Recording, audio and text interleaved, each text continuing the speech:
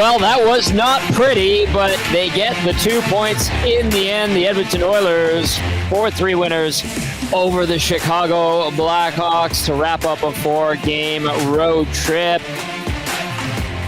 2 points in the bank. Hello, everybody. Welcome to the GCL Diesel Oil Stream post-game show. Tom Gazzola, Hernan, Salas with you. Matt Cassian will be along for the ride shortly. We are still live on location, Boston Pizza, Westgate, where we had a great time. So many listeners and viewers came out. Great to see them. Lieutenant Eric there, Ryan Meyer from the Bear. There's Rymai. There's Lieutenant Eric. There's Lucas. Look, come and say hi. Look at this. Did you win something today? I won a speaker. You did win a speaker. There you go. And then Lucas won the speaker. He gave it to me for my birthday. Happy birthday, Ryan Meyer. Ryan Meyer from Whale and the Wolf. I hope you have a lovely birthday. Thanks for having me on the show. Long-time listener, first-time viewer on the show here. I'm really happy to be here with you right now, Tom. Thanks for having me. Thank you for being here. See you, buddy. Good to have the Whale and the Wolf boys here, Lucas and Ryan, and then, of course, Lieutenant Eric as well. Too much fun. Let's get down to business. Edmonton 4, Chicago 3. Hernan Salas back at EST Global HQ. Get yourself on there, Nan. So Edmonton with the win. And then we'll also get you to text in 780-218-9999. Get into the nasty chat as well.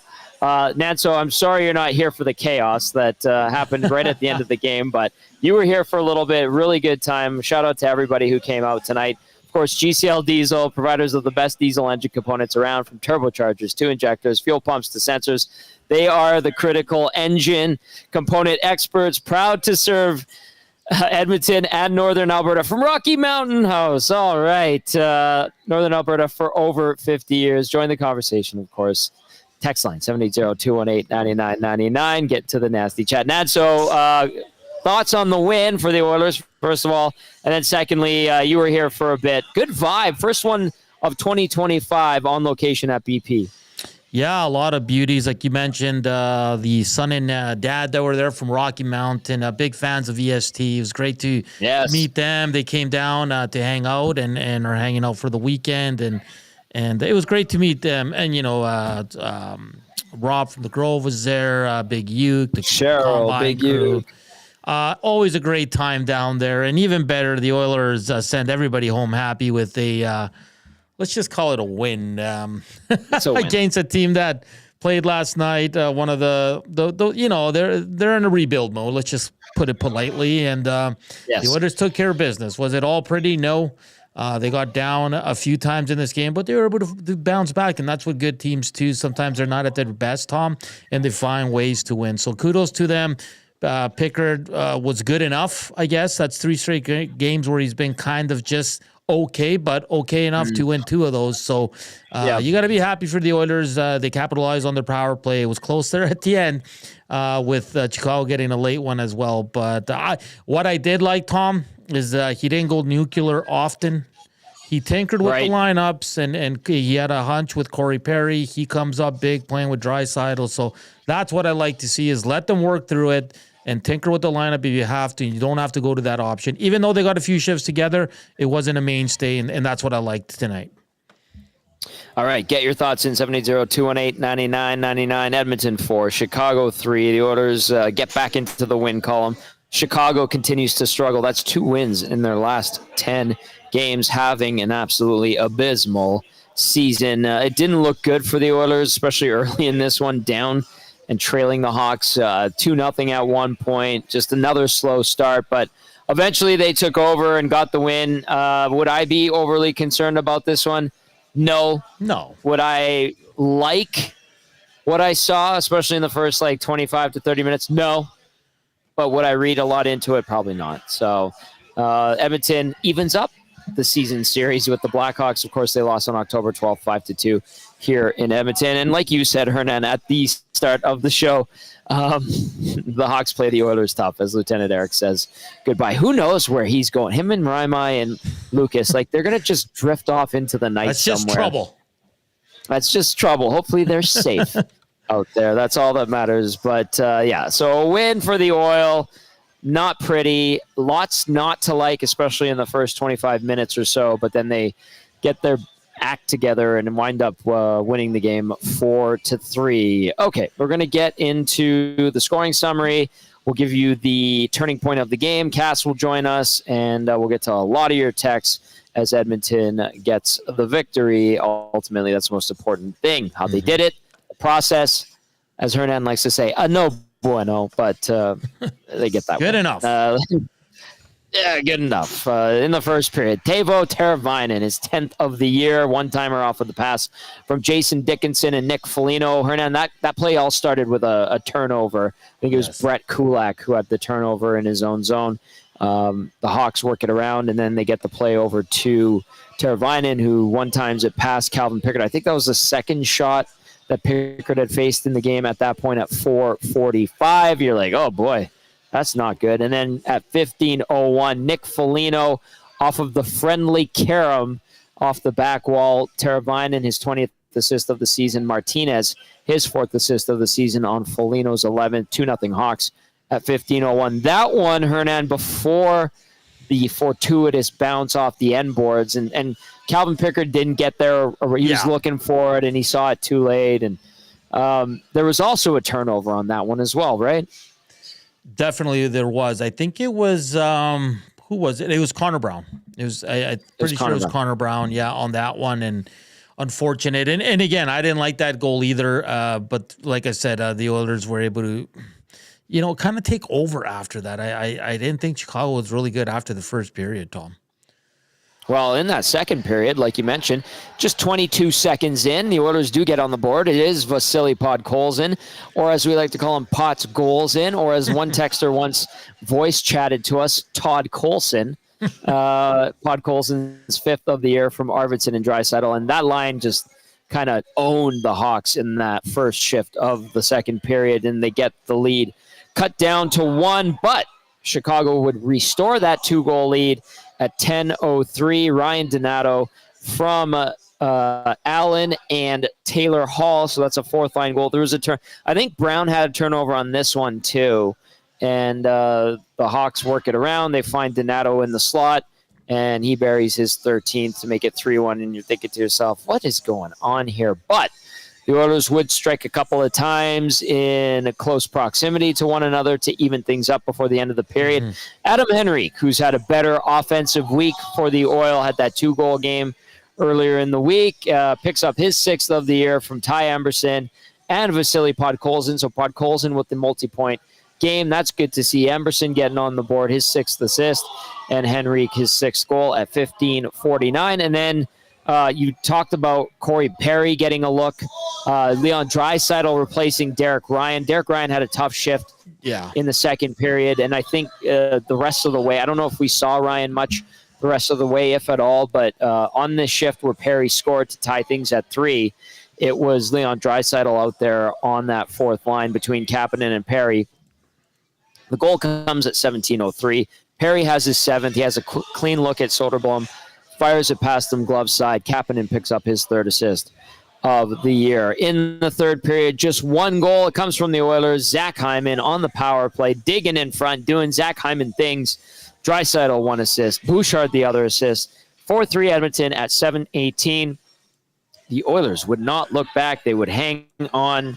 Again, not pretty, but they get the win. I think Randy will probably text in and be like, how long will you guys say a win is a win? But we got to be concerned because they didn't play the right way and they didn't dominate the game for 55 minutes. And I know that the narrative will be pro-Oilers.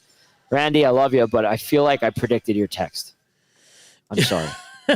And keep in mind, Tom, this team's been on the road since last Saturday. So, I know we think they're machines all the time, but they do get tired. The road life is hard. You've been a part of it.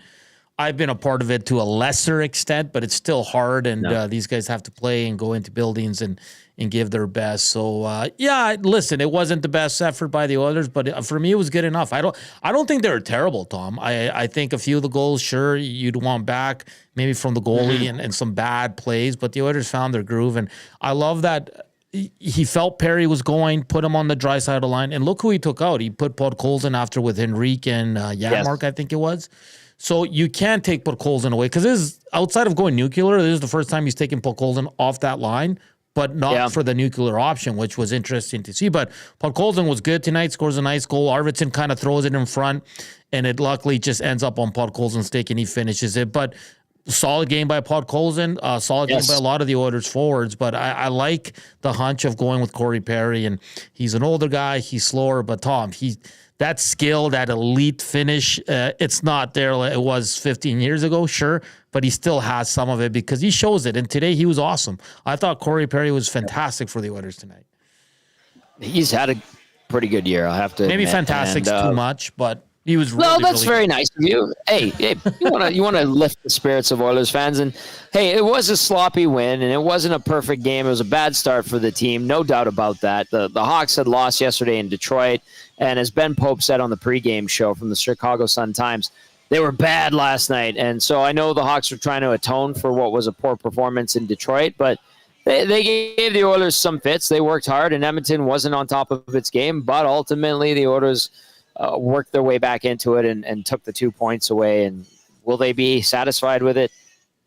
To an extent, because they get the win, but the process, could use some work. So a bit sloppy for sure. Let's get to the game stats, and then Matt Cassian is ready to go. Shots on goal, 34-22. Favor of the Oilers. The Hawks better on the faceoff dot, 56.3% to 43.8. Edmonton's power play 1-for-1, PK 1-for-1. So good night on the teams. Chicago has good special teams, by the way. Hits 27-18 in favor of the Blackhawks. Block shots 13 for the Oilers, 11 for Chicago. Giveaways 13 for the Oilers, 9 for Chicago. Takeaway 7 for the Hawks, 6 for the Oilers. At the end of the night, it's a 4-3 Edmonton Oilers victory. Let's get Matt Cassian on here, our game analyst, as we bring you now the turning point of the game, brought to you by Advantage Sports Medicine and Physiotherapy. At Advantage Sports Medicine and Physiotherapy, we treat you like the pros. Our multidisciplinary team includes sports medicine physicians, along with highly skilled physiotherapists, strength and conditioning coaches, and massage therapists. Whether you're recovering from an injury or looking to enhance performance, we treat you like a pro using the same locker room approach trusted by the best in the game. The turning point of the game for me is that sequence in the second period where the Oilers were down 3-1. Adam Henrique scores his sixth at 15:49. Corey Perry gets the equalizer at 17:30. And I feel like most people would agree with this. That's when you're like, okay, they're back in it. They've taken over. They're going to win this game. So I'm going to say the 2 goals in less than 2 minutes there was the turning point of the game, brought to you by Advantage Sports Medicine and Physiotherapy. Henrique at 15:49, Perry at 17:30. The Oilers would not look back en route to a 4-3 win. He is our game analyst. He's ready to go for the breakdown, brought to you by Southport Chevrolet.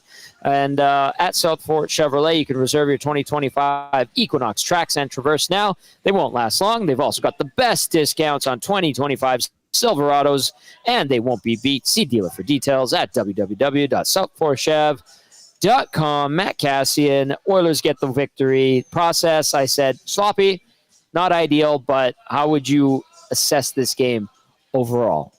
Well, he got 2 points, and that's about it. Oh, man. Listen, the first period was really sloppy again. You got yourself down again. You let a team in it again, but then you finally started playing a little bit more in the second period. Third period, you played better. Still just kind of very average to me. Like they weren't great in the second and third, but they were better than they were in the first.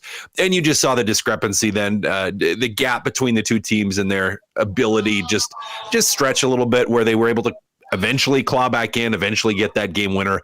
But Tom, that's an ugly one, a real ugly one, but you got the 2 points. So, hey, let's be happy about it. Hernan, can I throw I know you haven't done player of the game yet. I don't know who you're thinking. Sure. But can I throw an early vote for Podkolzin in? Yeah, he was good tonight. He was really good tonight. scores the one goal, which is a beautiful goal. And yes, a great setup, but good finish, looking far side against the grain. Love that. But his pass that ends up turning into the Henrique goal, and overall just an incredibly well executed rush by the Edmonton Oilers on that play. But, has the wide out position. Henrique makes a nice dish to him and drives the net, which is perfect, pulls guys with him. But that pass then across to the trailing defenseman, beautiful.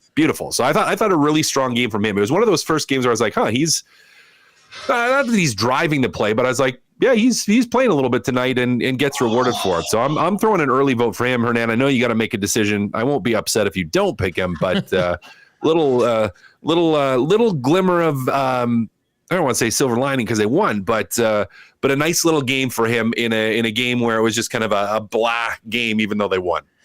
I'm sorry, did you say Podkolzin? Podkolzin. Todd, I'm kidding. Sorry. Cheers. Really quickly. Cheers to Tony. Cheers to Tony and the entire staff here at BP Westgate. Great to be back. First time in 2025.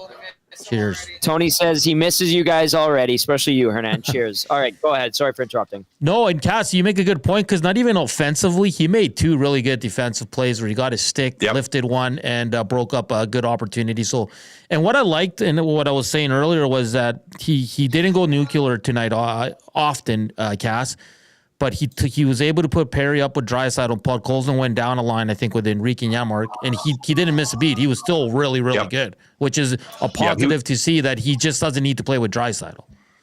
Right, that he can be effective if you need him on the third line, which is good. Like that's especially if you look forward to who knows what they bring in, what they do at the deadline. But it's like, okay, if you have a little bit of versatility for him where he can play in that third line position and be reasonably effective, that's a good thing. So yeah, a solid night for him. It was the first night in a while where I was like, that's a really good game for Podkolzin. Yeah. Can I ask you guys a question and going to the other team? What did you guys think of Connor Bedard tonight? Okay. Yeah. He was there. I mean, their whole team was just kind of okay and just there. I don't even think they were great in the first. Edmonton just wasn't anything in the first. So he was okay. He was all right. 9-game point scoring streak going into that one. Bye, Cal in the Park. Bye, Sarah. As we say, thank you guys for coming. 9-game point streak is what Connor Bedard had going into this game, and he did not pick up anything. So the Oilers snapped that. I don't know, up and down, right? But we heard Ben Pope saying that Bedard's been one of the few bright spots for this team. Mm-hmm. Cass, anything on Bedard? Yeah. I mean, one of the few. Right? Again, your point streak snapped. They're not a great team. They're not. They're in a rebuilding mode. It's going to take a couple of years, and he will be a very bright spot in that. But yeah, it doesn't get too much going tonight. A couple okay plays I thought in the power play at the end there, but just not overly effective. But I think that's just the team as a whole in the Chicago Blackhawks isn't overly effective. Yeah, that's a fair point. All right, text us, 780-218-9999, and get into the nasty chat. I want to read some thoughts from fans of the team. And if you're listening on iHeartRadio, TuneIn Radio, EdmontonSportsTalk.com, we appreciate you. Thank you for watching on YouTube as well. Rip City Step says, never doubted him. Mike in Thunder Bay texting in says, remember during the decade of darkness when the Oilers always seemed to beat the Hawks, peaking with the Gagne 8.9. Well, I thought that the tide had turned on the Oilers now being the powerhouse. Glad they pulled out the win. I always feel confident that this team can come back. That was Mike in Thunder Bay. Let's go to Shaggy in St. Albert. Here we go. Buckle up, boys. Once again, don't show up at beginning of the game. Hawks played last night. Started goalie with worst career winning percentage in the league.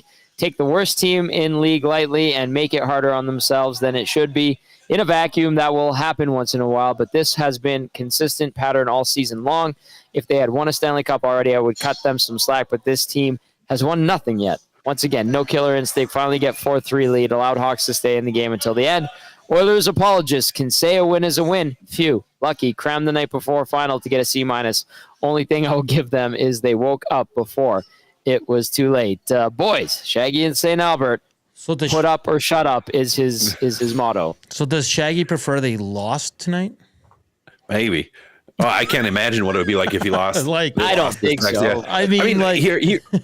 Go ahead. Like, Hernan, you said it earlier, buddy. Like, it's the end of a road trip. Like, this ends up being, all in all, they did almost exactly what they wanted to do in the road trip. Like, you dropped one game. Yeah. Good length of roadie. You dropped one game. And you dropped it because you had one bad period. So, yeah, I mean, it wasn't pretty. Put up or shut up. Like, I mean, when people say that during the regular season, in the middle of the season, part of what I want to ask is this. So this would be my question for you, Shaggy. If that was a playoff game, would you be upset?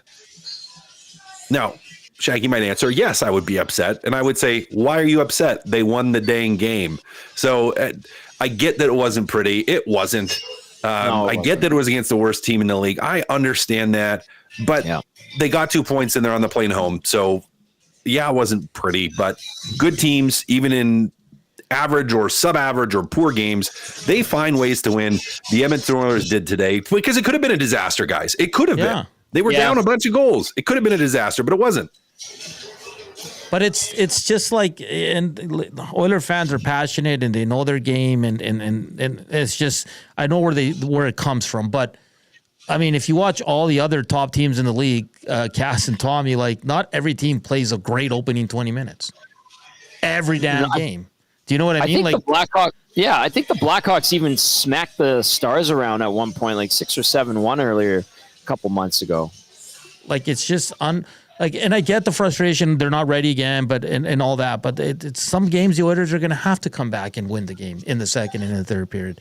Sometimes they're going to come out flying and put a team away in the first period. It happens, guys. But consistently, the Oilers are not going to come out flying every game. Sure, you'd like it more often than not, but I mean, at the tail end of a road trip, yeah, it's not that I'm giving them a pass, but you kind of understand it a little bit more. And they were able to find their legs in the second. Like I said, it wasn't pretty. They weren't awesome on the night, but they did enough to win the game. Let me throw this at you guys, because Shaggy brought up the slow start again. Do we need to, or do we look at a pattern forming, like especially the Pittsburgh game, awful first period? I think that's the consensus for sure. Tonight, that first period wasn't particularly great against an even worse opponent. Like, there have been moments where the Oilers have not shown up in the first period. But I think there have been more nights where they've been good in the first period and maybe not came away with a good result. But is there a bad habit forming here, Cass, or would that be looking for a problem that might not be there? Yeah, I mean,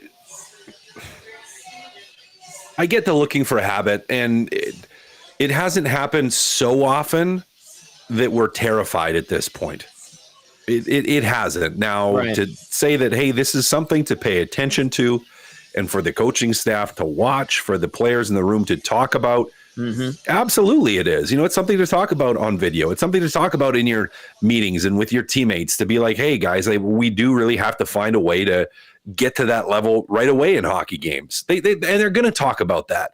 But it's not, at this point, it's not worth freaking out about. I mean, it's something you don't want to see be a habit, repetitive over and over and over again.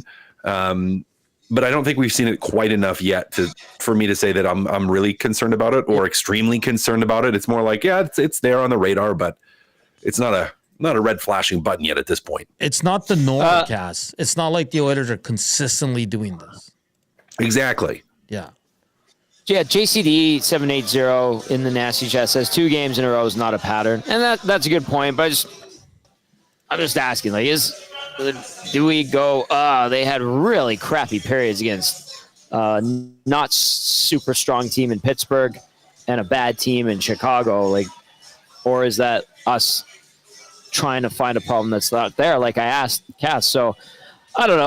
I wanted to throw it out there and get your thoughts. I was curious, and I understand like where Shaggy comes from, because Shaggy again has a high standard for this team, and we've learned that reading the text that he sent in. He gives a game breakdown, and I was just curious. I don't like these last 2 starts, boys, but it's a long season. We just got past the midway point. They're in a good spot. They won the game. I can look past it. if they keep pulling this off where they have these awful starts against every team, then I don't know, maybe I'd get a little more concerned. But even still, they've done enough good this year, in my opinion. All right, let's get to more text. 780-218-9999. Library Pat says that was a horse non-call on the stick being slashed out of Janmark's hands when he was going for the empty net. Very glad that didn't result in a tying goal. Glad to see a win, no matter the bumpy start. As opposed to Thursday, they stopped digging the hole soon enough to overcome it. That's from Library Pat. Millwood's Matt says, I should have seen Reddit when it was 2-0.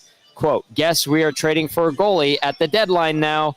Calvin Pickard tonight, boys. What do we take away from his game? Go ahead, Cass. I mean, he was okay. He did enough, just enough to win. Made I thought a good toe save there at the end of the game when Chicago was pressing, which was a good save. But he was just he was there. He was average. He did what your backup should do, which is ultimately give you a chance to win.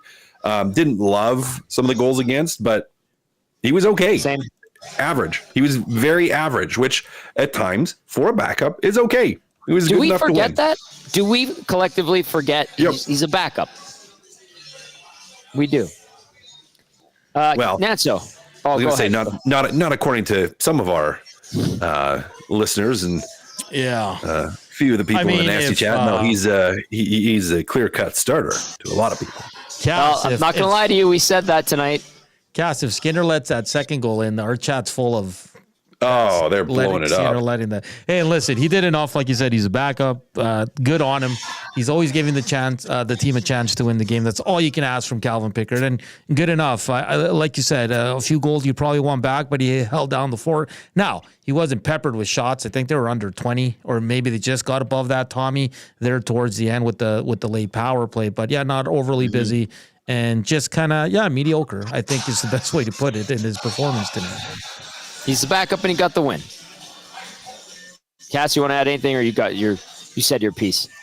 No, I said my piece. And that's the bottom line. He's the backup, did enough to win. You got 2 points. Be happy. Be happy. Yeah, simple 101. Yeah, he sums it up all right. Says Pickard didn't look great on a couple, made a few saves at the end. Box Pounder says Picks continues to be solid. And I think I saw X-Ray J said he's pretty sick right now. Not Pickard, but X-Ray J himself. X-Ray J, get well, buddy.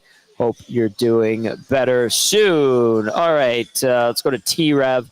Texan says, also getting to be that, hi, gents. I'm happy with Perry's play. I thought that Hyman had a standout performance as well.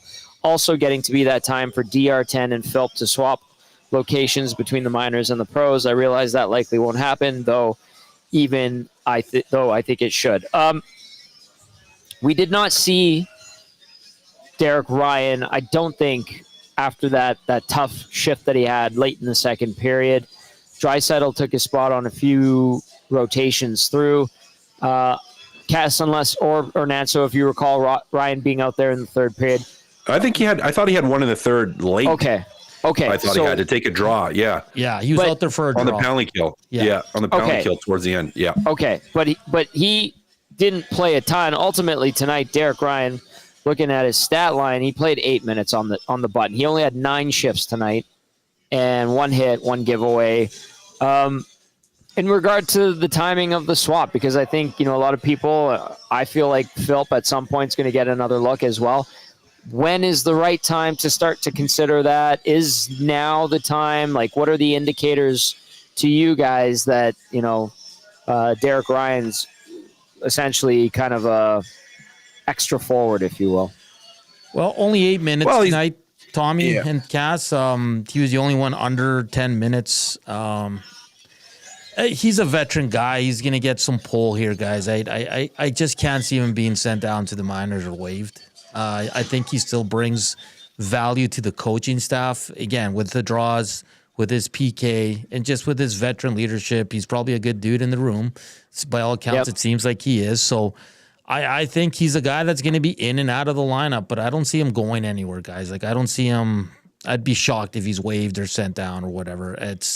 And I know people want to see Noah Philp, and sure, he's deserved it. He's looked really good in the minors in his short stint earlier in the season, but again, there is something to loyalty too, and I think Derek Ryan's kind of one of those guys where the coaches like what he brings, and that they can kind of put him in the lineup at any time and anywhere, and he's going to probably be pretty good.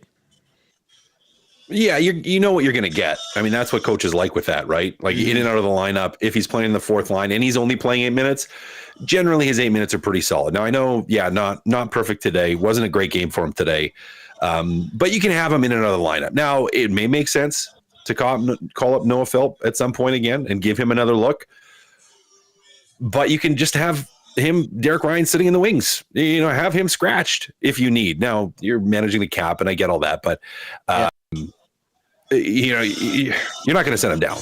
You're not. He's versatile, generally pretty reliable, can kill penalties, can take draws, veteran guy. You know what you're getting. He's not going to ever blow you away, but he's just going to generally be pretty stable out there. And again, not a great game tonight. His minutes reflect that a little bit, but as Hernan and I pointed out, he's also the guy taking a draw close to the end of the game in a 1-goal game. That's important. That's important. And they like that. So, yeah, not perfect game from him, but and he is the guy. We kind of said it already, but he's a guy that's going to be easy to take out of the lineup if you're going to need. And he's going to be fine sitting out a couple games. He's a veteran guy. He's going to be fine when you put him back in, which is what you want. Philp through 27 games with the Bakersfield Condors this season. 17 points, 9 goals, 8 assists, 19 penalty minutes, plus 4. We saw him earlier up here with the big club. He had 1 assist in 3 games, and his minutes kind of diminished game by game. Jeff Skinner getting the healthy scratch tonight. Cass, how do we look at that? Well, he had a couple game point streak. Didn't have a fantastic game. Didn't keep it going against the Pittsburgh Penguins. So he's the easy guy to come out. I mean, like it's the same thing with Ryan to a certain extent. You're probably not going to send him down. Now, maybe you look to trade him. Maybe I doubt that happens, but maybe it does. Maybe he gets upset enough, but he's the easy guy right now to pull out of the lineup. Doesn't kill penalties, hasn't been on your top 2 lines. Yeah, he started to put up a couple points, which is great, but if you're looking for something more reliable, if you're looking for a guy to play center, well, you have Derek Ryan. So you're going to see some rotation between the two of them.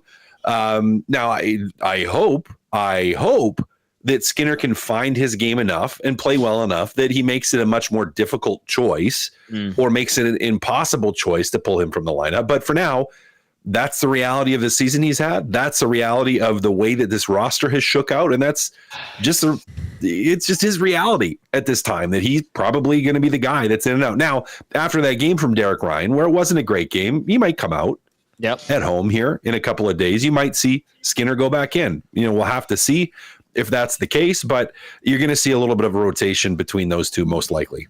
Is this the last? Sorry, Tom, go ahead. No, you go ahead.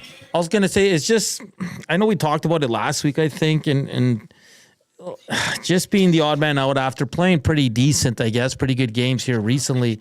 Is this the last we've seen of Jeff Skinner in the top 6? I just don't see who they take out for him in the top 6.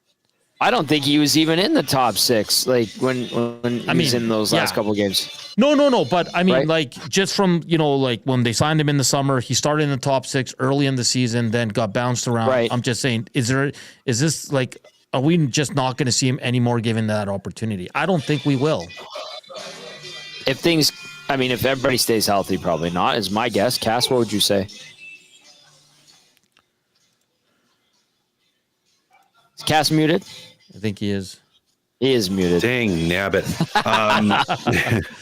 Go ahead, Cass. I disagree with you completely, Tommy. If everyone stays healthy, probably. If they don't stay healthy, he might get a look. Kind of all depends. Yep. Yeah. No, I agree with that. No, you're wrong, Cass. How dare you suggest? No, I was agreeing with you. That's what you said. Oh, you agree? I know. I'm kidding. I'm just trying to stir it up on purpose. Okay, keep those texts coming in. 780-218-9999. The Oilers win 4-3 over the Chicago Blackhawks. Wasn't a great win, but they got the win. They get the 2 points ultimately. They win 3 out of 4 on this road trip. Kind of bounce back. I guess, I don't know to what extent you want to say that was a bounce back performance. After the Pittsburgh loss, they got the result. That's the most important thing. Now they prepare for the LA Kings, who are in action against the Calgary Flames right now. It's early in the first period, no score. The Kings are on a power play. They have 4 shots on net. Calgary has yet to get one themselves. We do have audio to get to. Cass, do you want to stick around for Leon Draisaitl and then kind of give us your summary going into Monday against the LA Kings? Absolutely, I do. Okay, perfect. We're going to do that. We're going to go inside the Oilers locker room in Chicago at United Center after their win tonight. We're going to hear from Leon Draisaitl right now, and we'll get Cass's thoughts and a look ahead to the game against the Kings on Monday. Here's Leon Draisaitl. To the one we saw in Pittsburgh, what allowed you guys to kind of be able to find your game this time around? I think we just cleaned up our puck play a little bit. I think both nights it was more mentally than anything. I thought we were skating pretty well actually both nights, but I think our puck play got better. We're passing the puck better, and when you value the puck like that, we got a lot of great players on our team. You know, that's what separates us from a lot of teams is when we have clean puck movement, it makes us really, really fast and really tough to handle. So that's obviously a good win coming back. Yeah. Did you guys feel that far off your game in the first period? Like, did it just a couple bad bounces kind of go against you? Not awful, but I mean, you know, you give up 2 goals that, you know, we can probably prevent and do a better job on, and then you give up another one, and then, you know, obviously frustration can kick in, but I thought we did a good job of handling that tonight. Is this Pickard hangs in there, and at the end of the game he makes a couple of really big saves for you?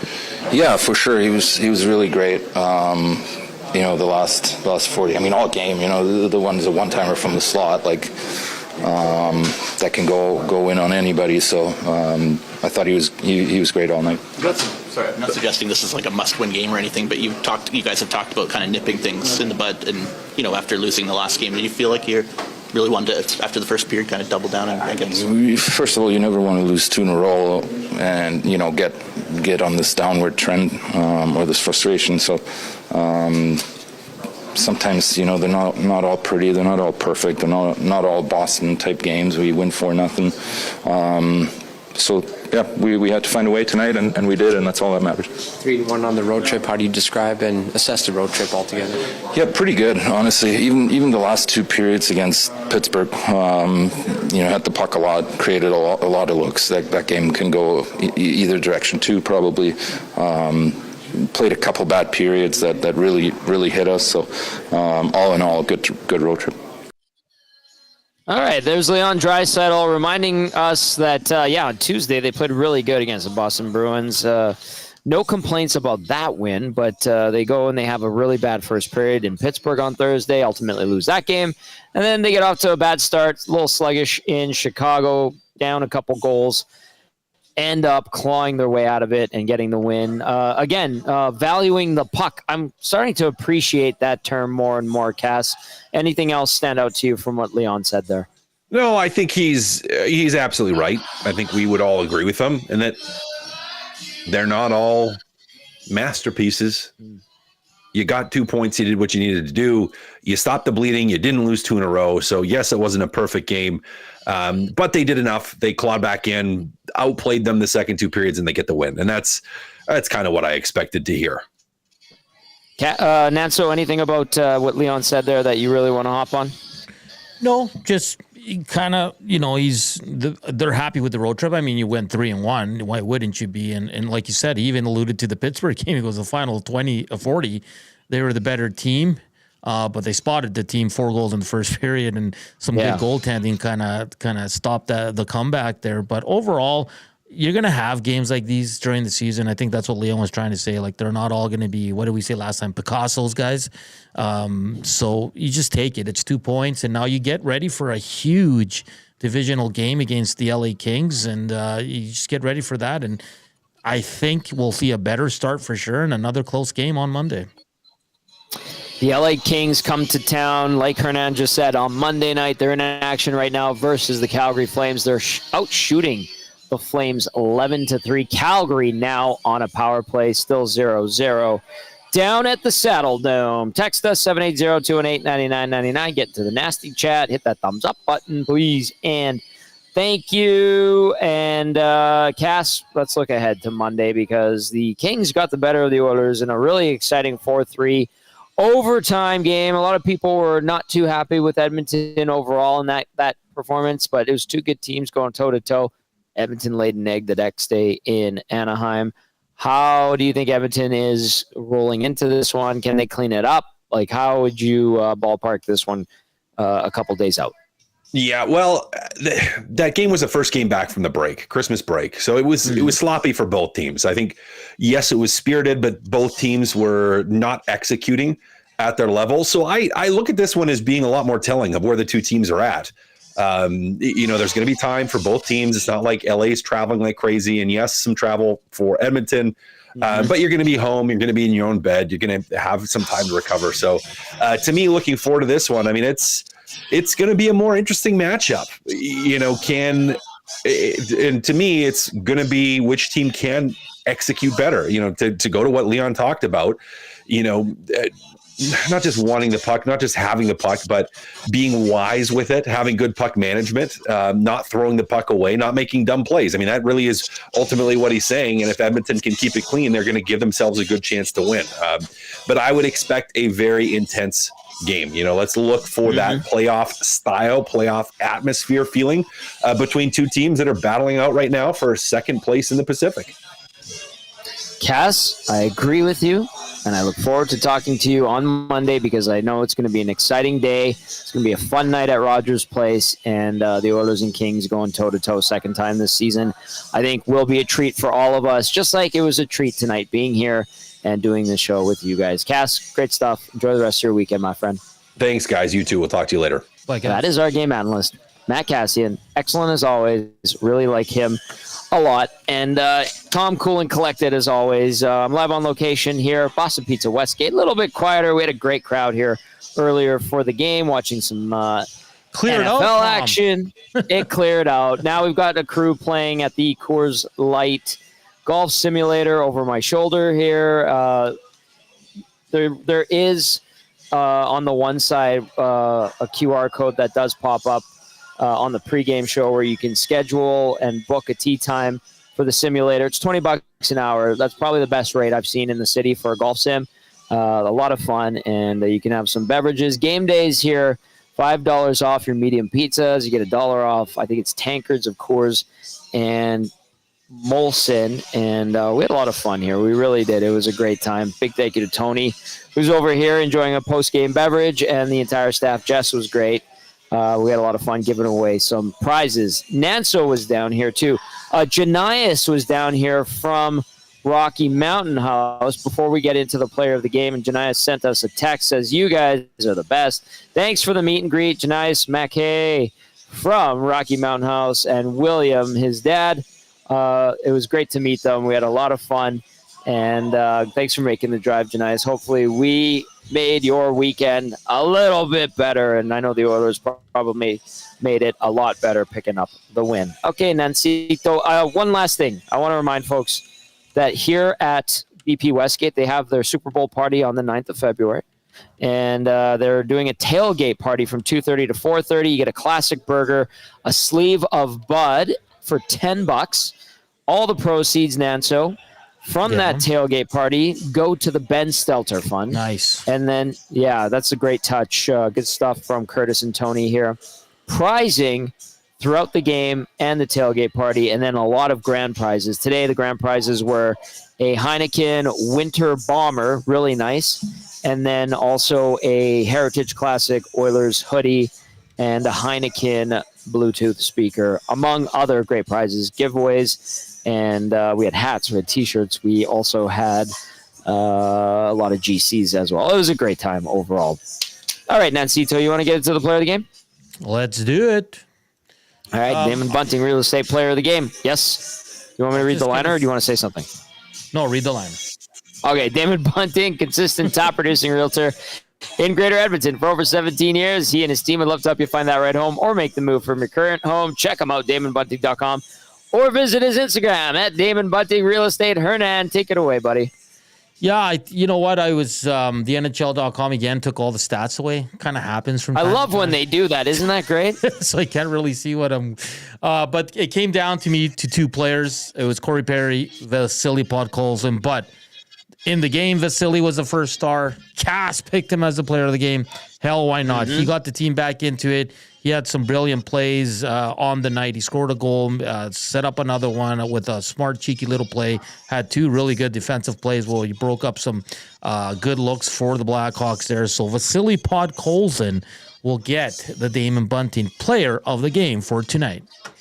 And you know what? The NHL media site did not take down their stats, so I got them for you. Goal and assist, like Hernan said, +2, 3 shots, took 2 faceoffs, did not win them, but he went and did his best work picking up a couple of points in 14:34 time on ice. Nicely done, Vasily Podkolzin, your Hernan Salas / Damon Bunting real estate player of the game. All right, we got time for a bunch of texts. Let's get to some of those. 780-218-9999. Also, get into the nasty chat. A couple of just out-of-town scores to pass along your way. I'll just go with the Canadian teams and the Pacific Division teams. Seattle beats Buffalo 6-2. Ottawa 5-0 winners in Pittsburgh. The Canucks shut out the Toronto Maple Leafs in Toronto 3-0. Anaheim gets blasted by the Flyers 6-0. Got the Oilers beating the Blackhawks 4-3. Then Winnipeg 3-0 over Colorado. How about Montreal losing 2-1 in a shootout to the Dallas Stars? Utah in the Central Division up 1-0 over the Islanders. I fibbed. I said I was going to just do Pacific and Canadian teams. I accidentally threw Utah in there. My bad. The Kings lead the Flames 1-0. 12 minutes left in the first. Vegas and New York, no score at the Fortress, a.k.a. T-Mobile Arena. And then 1-0 Minnesota leads San Jose. 7 minutes left in the first. Nanso, some text, if you will. Yeah, there's quite a bit. Good. Tony from BP's, he brought this up to me earlier as well. Time to trade Bouge for Byram. 4 points without McDavid, not worth the $11 million. By the way, I sniffed that stat out. Tony's right, but it's in games where McDavid isn't playing. Oh, okay. Yeah. Which is still kind of like, ugh, okay. This one from Bronx, the Boilermaker. Let's complain we won. Better off to lose, and we should trade McDavid. He can't play anymore. Bronx, the Boilermaker being a little, what's the word you like to use there, Tom? Facetious? Yes. Bronx, the Boilermaker, a couple of social sparklers deep. This is a 6 o'clocker lager, by the way, which is fantastic. They have it here in can form. Rob from the Grove says, Tom, thanks for the night out, sir. Have a wonderful evening. Atif, good evening, gentlemen. How is the best Oilers post-game show in the city? I tried to get down to Westgate BP to see you, Tommy, but it didn't work out today. One of these days, I will get down there. I just want to know, should I be concerned with the 2 slow starts for the Oilers? I'd say, Atif, not ideal, for sure. I mean, I think we've said this. If this was a constant and it was happening more often than not, I think yes. But 2 games, I wouldn't worry too much about it. Now, if it goes into LA and then into the other road trip, then sure, it's definitely a more valid discussion. But I get it. It's not ideal. You want the Oilers to start better than they have the last 2 games, but I don't think we should worry just yet. Fair? Yeah, I think that's well said. Coach Mike says, just like Knobloch had it drawn up pregame, how about those Soderblom stats? Yikes, not much of an atmosphere in Chicago. Take the 2 points, get ready for LA. P.S. How about those Maple Leafs? That's from Coach Mike. And then he also adds, Oilers fans, Colorado lost to the Hawks a few nights ago. Yeah. Colorado had won 2 of its last 4 heading into tonight. And prior to the loss yesterday in Detroit, they won 2 of their last 3. Now just 2 wins in their last 10 games. It's been a really rough season and stretch for the Blackhawks. But yeah, they beat that Dallas game I was alluding to. It ended up being a 6-2 final. And then, like they beat Colorado a couple nights ago, like Sean or Norman. No, it was Coach Mike who brought that up. Norman Combine, who's also here, says, great night, boys. Oil win, Texas wins. And BP's was jumping. Norm, good to see you and the Combine crew. Sean texting in says, In an earlier game, Ottawa versus Pittsburgh got a little feisty. Old Oiler Bison King got in there and joined the melee. Perhaps he should be on the Oilers trade radar. Oh, no. Come on. I hope you're joking. I really, really do. Like, can we it's time to move on. Move on from Jesse Pugliarvi, guys. We wish him the best. But let's move on. That noise. Yeah. Oh, are you sure that wasn't Dusty? I know. Even Dusty's over it. Corey B says Hawk Tua is up 3% since you guys mentioned it during the pregame show. To the moon. Oh man, that's funny. Yeah. What else do we have here? RBM was texting in earlier about Fogle. It's been a fun night. It really has been. Hernan, anything in the nasty chat that we should get on before we wind things down? Oh, the nasty chat's dangerous right now. Uh-oh. Yeah, a lot of Bouchard talk, trading him. I should have not brought that text up.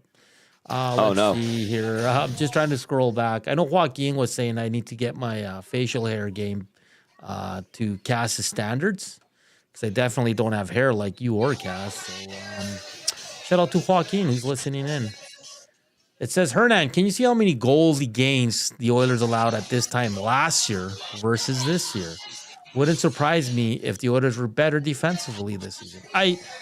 You got to give me some time to look that up. I'll look it up. Sure. Wow, that quick, Tommy? I'll look it up. Yeah, no problem. Keep reading text, and then I'll look it up, and I'll have it for you. Just give me a sec. Let me see here at the inbox as well. We got a ton that we haven't been through yet. Let's see here.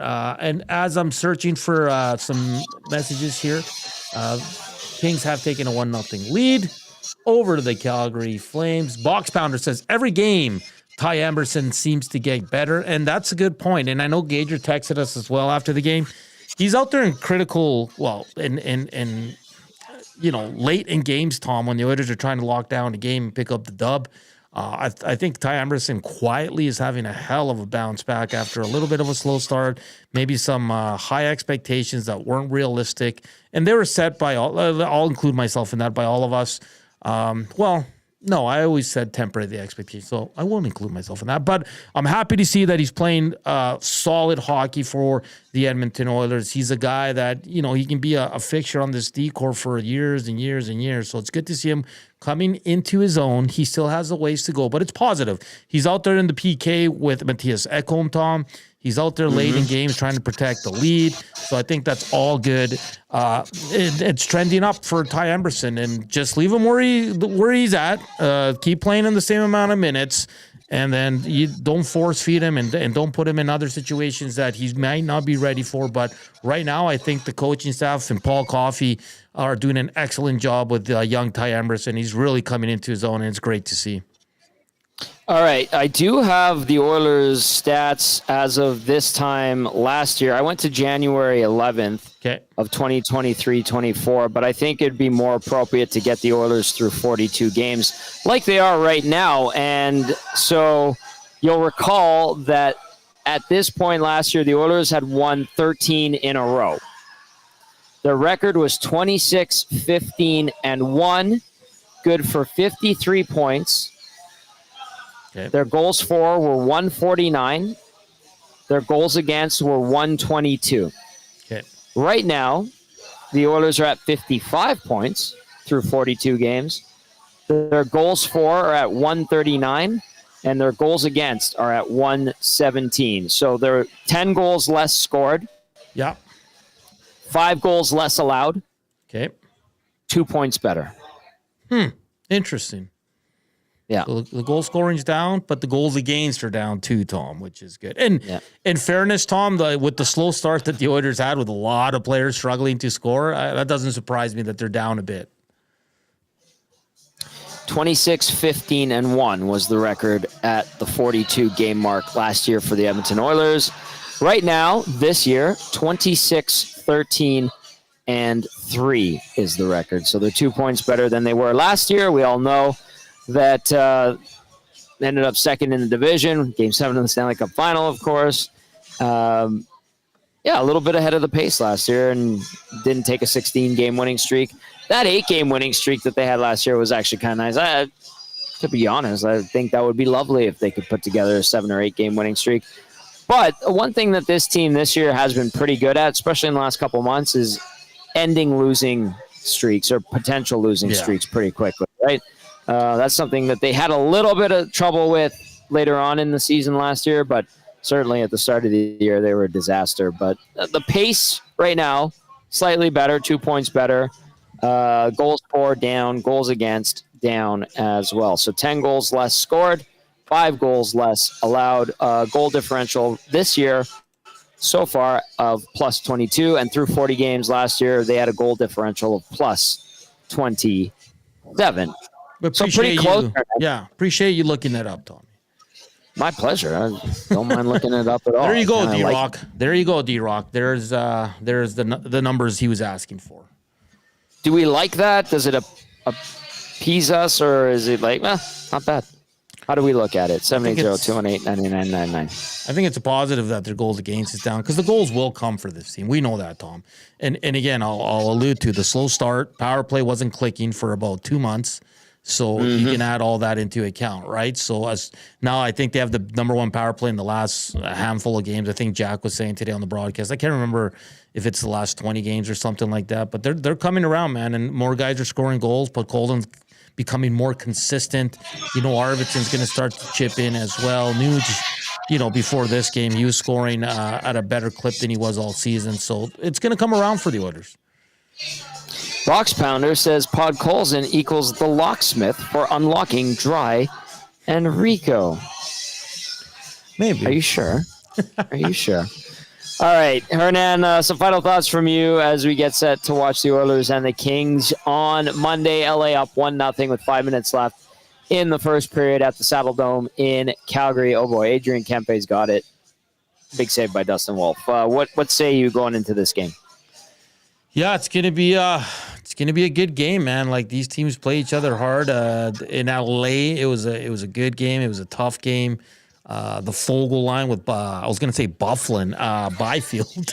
They dominated the Oilers in that one. So it's gonna be a good game. The Oilers should be ready to go. I think coming home tonight, being at home tomorrow at their house and sleeping in their beds and then getting in a morning skate, I think they're going to be raring to go because it's become kind of a rivalry, Tom. These teams are always 2-3 in the division. They've met the last 3 times in the playoffs, and you just thought in that first game in LA, there's no love lost there, man. So I'm expecting a fun game. It's a little bit later, 7:30, but the Oilers should be good to go in that one, and I can't wait. It's going to be a fun game. Hey, as long as Edmonton sharpens up out of the gate, I think they're going to be okay. If we're in for one of those seesaw battles, the 4-3 that we saw in LA a couple of weeks ago, if it's close, the Oilers are in it. They limit the mistakes, sharpen their defensive zone. I think they end up winning that.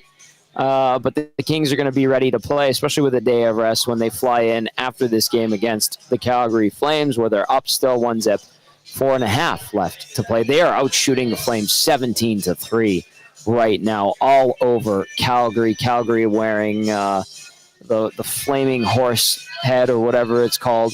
They're wearing that one right now. That's the jersey, and the Kings in their traditional silver and black. All right, that's going to do it for the GCL Diesel Oil Stream post-game show.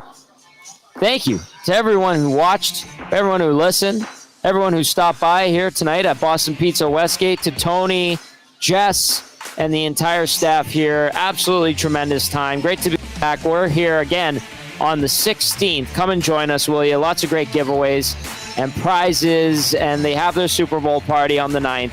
The tailgate party from 2:30 to 4:30. You get a classic burger and a sleeve of Bud for $10 with all proceeds going towards the Ben Stelter Fund. We'll be talking about that more when we're here on the 16th. That's going to do it for Matt Cassian and Hernan Salas. I am Tom Gazzola saying thank you, everyone. Have yourselves a great rest of your Saturday night and Sunday. We'll talk to you on Monday.